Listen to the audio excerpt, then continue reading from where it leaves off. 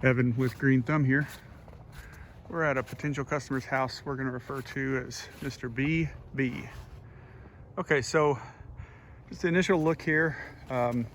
He's got a pretty well established Bermuda lawn, and he says it doesn't bother him too much, so he's probably going to be okay with keeping it. But I told him if he chooses to go with us, he can just kind of see what it looks like in the summer and make that call and just let us know by late summer. I'd say sometime in July will probably be a good time to let us know if you do decide that you want to get rid of it. Okay, so we get up in here underneath this tree, and the Bermuda can't quite hold on.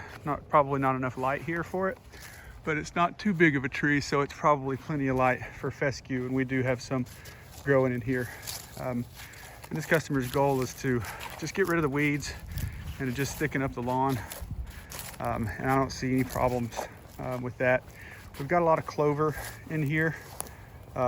Maybe something we want to try to knock out early before this Bermuda gets going, so we don't have any problems trying to get rid of one and keep the other.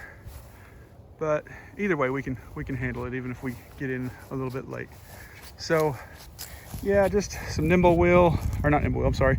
bit here. I've seen some chickweed, just a kind of a mix of broadleaf weeds, especially over here. There's a decent amount of fescue in there. Most of it will hold together. Might have a little trouble here this summer, but we could definitely seed it this fall wherever it needs it and get it looking good. The back is a little bit different.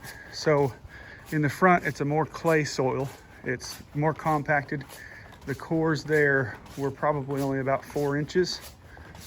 So in the back, we had more of a mixed soil, sandy, loamy, clay mix. The coring tool was able to go more along, about 8 inches deep back here under these trees. As long as I didn't hit a tree root, it was going pretty well. We have a little bit of Bermuda here at the entrance, and then we have a big patch of what looks like Zoysia here. I'm not 100%, we'll have to wait till it greens up, but I think that's what that is.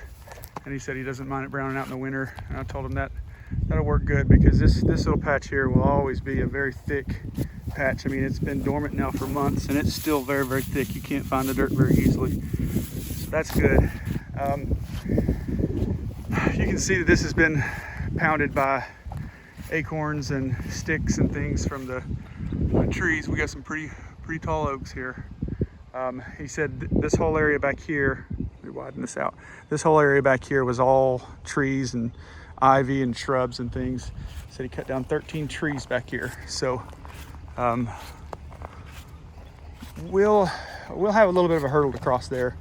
I took a little bit more soil samples back here because I would like the corrections to be a little bit more designed to help this along.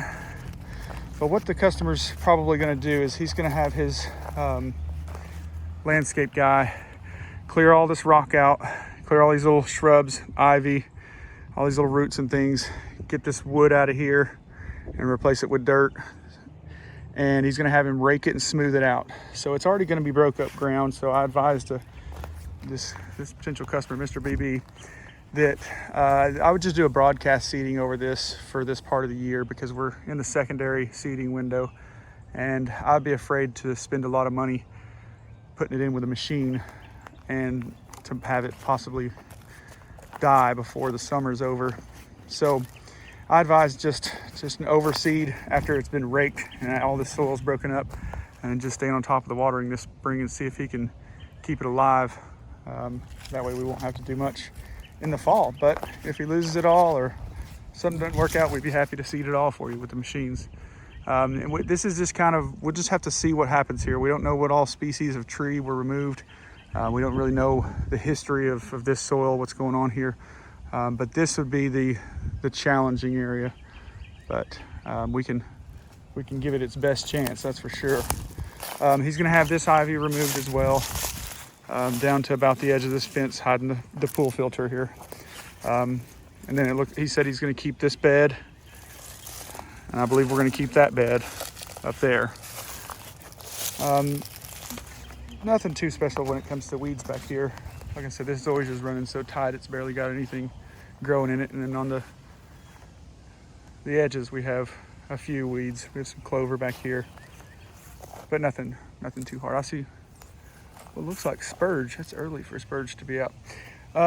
Okay, so that's pretty much the scope of this project. It's just the backyard and the front yard. They don't connect on the sides any at all. There's Puppy. So that's the scope of it. It'll kind of be a process project where we've got to kind of limp along here for this year and just see if we can get this spring seeding to hold on and do something until we can get in here in the fall and really do whatever needs to be done then.